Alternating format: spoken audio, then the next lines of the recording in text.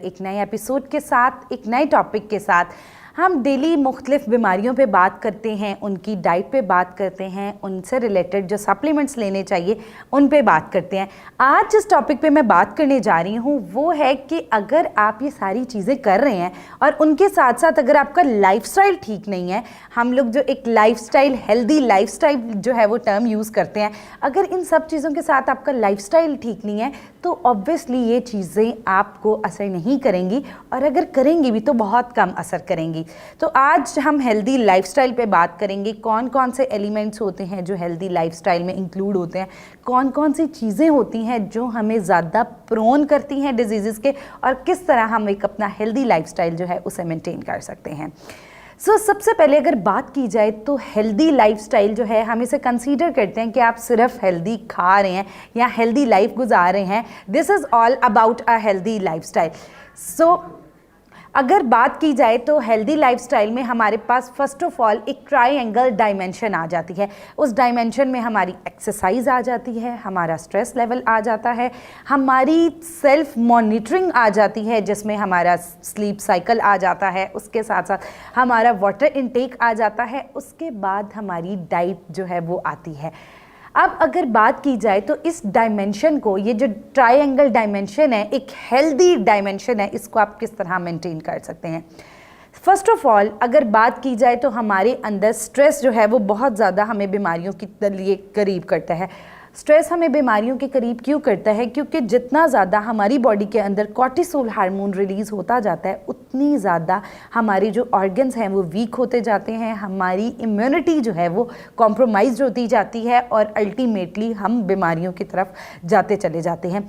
तो स्ट्रेस से बचने के लिए अगर बात किया जाए तो फिज़िकल एक्टिविटी जो है वो, साथ ही हम अपनी सेकेंड डायमेंशन पे आगे कि फ़िज़िकल एक्टिविटी जो है वो हमें स्ट्रेस हार्मोन जो है हमारा उसको रिलीज़ नहीं होने देती है और हमारे अंदर जो हैप्पीनेस हार्मोन्स हैं उनको रिलीज़ करती है, हमारी जो स्लीप साइकिल है उसको इम्प्रूव करती है, और उसके साथ साथ जहाँ हम अपने जिस्म की खुराक की बात करते हैं उसी तरह हमारे जो मसल्स हैं उनकी डाइट जो है वो एक्सरसाइज है।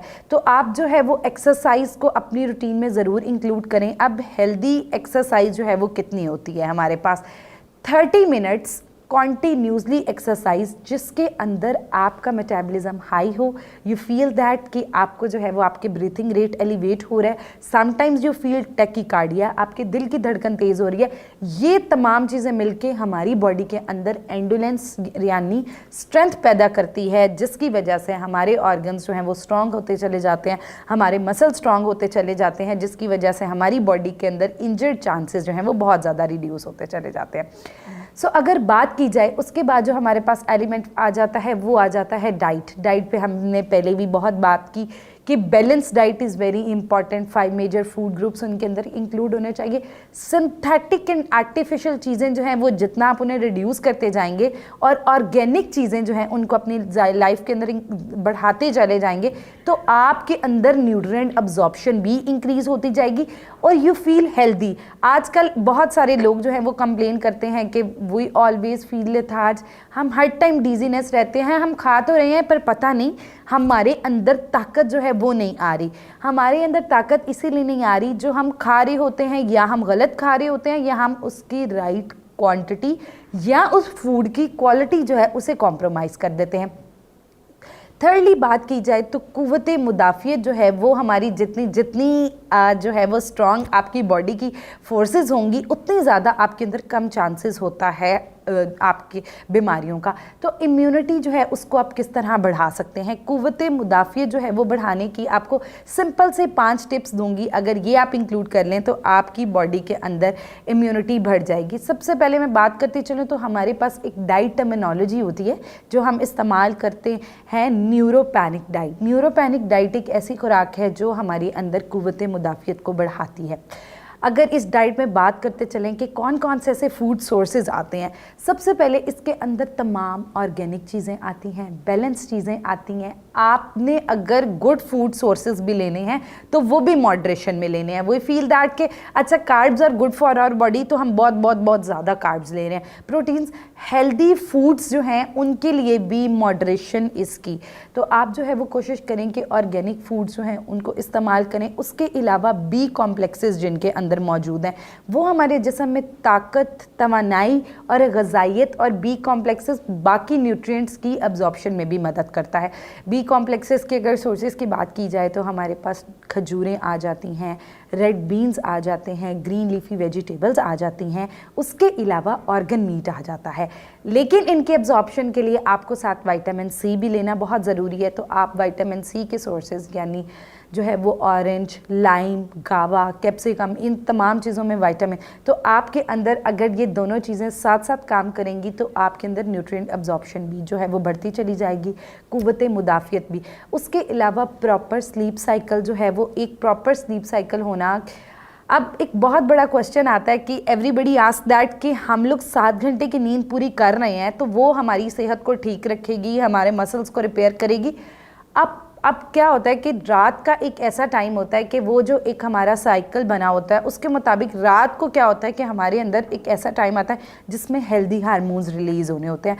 अगर हम उस टाइम पे जाग रहे होते हैं तो ना हमारे मसल्स रिपेयर होते हैं, यानी दिन की थकावट भी नहीं उतरती, उसके अलावा बॉडी के अंदर ऑक्सीडेटिव स्ट्रेस बढ़ता चला जाता है। जब बॉडी के अंदर ऑक्सीडेटिव स्ट्रेस बढ़ता चला जाता है तो कॉर्टिसोल हार्मोन, जैसे कि मैंने पहले भी जिक्र किया, स्ट्रेस हार्मोन, वो बढ़ता चला जाता है, जिसकी वजह से हमारी कुव्वत मुदाफ़ियत और अ गुड हेल्दी ट्रायंगल जो लाइफस्टाइल हेल्दी डायमेंशन है वो डिस्टर्ब होती चली जाती है। सो हमें करना ये है कि अपनी जो हेल्दी डाइट है उसके साथ साथ अपनी लाइफस्टाइल को भी मॉडिफाई करना है ताकि हमारा जो मेटाबॉलिज्म है वो हाई हो सके, हमारे अंदर बहुत कम चांसेस हो सकें बीमारी के। Prevention is better than cure, एहतियात इलाज से बहुत बेहतर है। अगर आप छोटी छोटी ये एहतियाती तदाबीर जिनको हम फोकस नहीं करते और फिर वही कंप्लेन दैट हमें पता नहीं चला कि बैठे बैठे डायबिटीज़ होगी, बैठे बैठे दिल की बीमारी होगी। कभी भी आपको दिल की बीमारी, शुगर ऐसे बैठे बैठे हो ही नहीं सकती। कभी आपने सुना है कि एक बंदा बैठा था उसको जो है वो डायबिटीज़ होगी।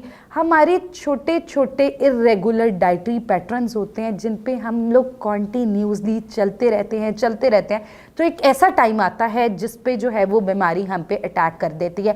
हर बीमारी का जो हमारे पास रूट कॉज होता है वो किसी न्यूट्रिएंट की डेफिशिएंसी या न्यूट्रिएंट की ज़्यादती है। जैसा कि मैं बात करती चलूँ, अगर किसी का यूरिक एसिड हाई हो गया तो उसके अंदर यानी प्रोटीन जो है वो ज़्यादा ले रहा है। अगर कोई पेशेंट डायबिटिक हो गया है तो यानी उसके अंदर कार्ब्स और शुगर्स जो हैं वो जिस्म में ज़रूरत से ज़्यादा बढ़ गई हैं। हड्डियों का मसला हो गया तो कैल्शियम की कमी है। इस तरह दिल के अमराज हो गए हैं तो आप जो है वो हाई फैट्स ले रहे हैं।